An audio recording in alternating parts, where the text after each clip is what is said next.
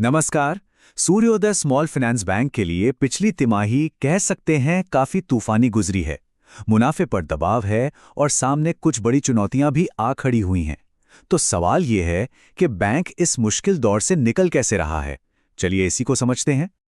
देखिए, बैंक के सीईओ भास्कर बाबू ने खुद ये माना है कि पूरी इंडस्ट्री ही एक मुश्किल दौर से गुजर रही है। और सोचिए, जब लीडरशिप खुद कह रही है कि ग्रोथ धीमी हो गई है और मुनाफे पर दबाव है, तो यह साफ हो जाता है कि हालात वाकई गंभीर हैं। तो सबसे बड़ा सवाल यही उठता है कि इस तूफानी माहौल में बैंक का असल प्लान क्या है। क्या वो सिर्फ किसी तरह टिके रहने की कोशिश कर रहा है या फिर उसके पास वापसी के लिए कोई ठोस रणनीति भी है। आइए इसी की पड़ताल करते हैं। तो चलिए कहानी के पहले हिस्से में चलते हैं। बैंक के सामने जो सबसे बड़ी और पहली चुनौती थी, वो थी उसकी एसेट क्वालिटी। तो असल में समस्या थी क्या? अगर आसान भाषा में कहें तो बैंक के बैड लोन्स या एनपीएस बढ़ रहे थे।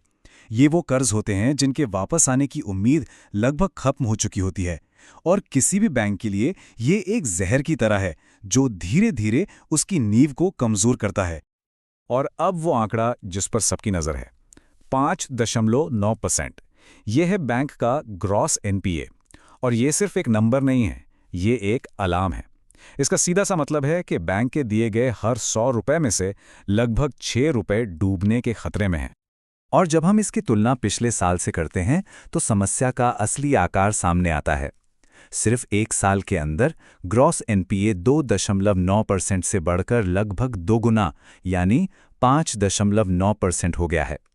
ये सिर्फ एक उछाल नहीं, बल्कि एक बहुत ही खतरनाक छलांग है। तो बैंक ने इस आग को बुझाने के लिए किया क्या? उन्होंने सिर्फ इंतजार नहीं किया, बल्कि एक मजबूत दो तरफा रणनीति अपनाई। एक तरफ हमला और दूसरी तरफ बचाव। रणनीति का पहला और सबसे जरूरी हिस्सा था अपने लोन देने के तरीके को ही बदल देना। बैंक ने जोखिम भरे ग्रुप लोन से धीरे धीरे दूरी बनाई और अपना पूरा ध्यान ज्यादा सुरक्षित लोन्स पर लगाया, जैसे कि कमर्शियल गाड़ियों और घर के लिए दिए जाने वाले कर्ज, जहां कोई ना कोई गारंटी होती है। ये चार्ट इस बदलाव की पूरी कहानी खुद ही कह देता है। आप देखिए, अब बैंक के माइक्रो फाइनेंस पोर्टफोलियो में 70% हिस्सा व्यक्तिगत विकास लोन्स का है। इसका मतलब साफ है कि बैंक अब पूरे ग्रुप की जिम्मेदारी पर कर्ज देने की बजाय एक एक व्यक्ति की साख पर भरोसा कर रहा है, जो कि एक कहीं ज्यादा सुरक्षित दाव है। तो क्या ये रणनीति काम कर रही है? जी हां, आंकड़े तो यही कहते हैं।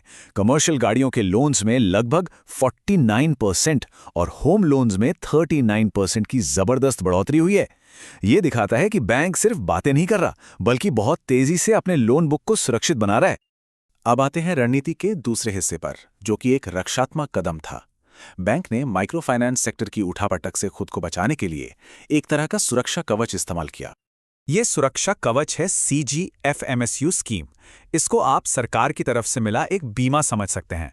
मतलब अगर कोई लोन डूब जाता है तो ये स्कीम आगे आकर बैंक के नुकसान की भरपाई करती है।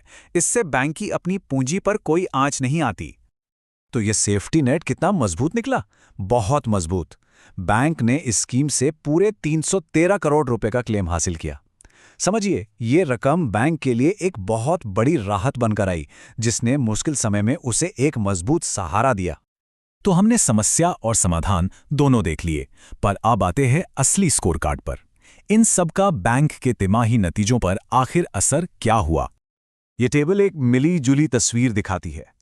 जैसा कि अंदाजा था, बैड लोन्स के दबाव ने अपना असर तो दिखाया। बैंक की कुल कमाई और ब्याज से होने वाली आमदनी दोनों में गिरावट आई। और इसका सीधा नतीजा, मुनाफा 33% गिरकर 30 करोड़ पर आ गया।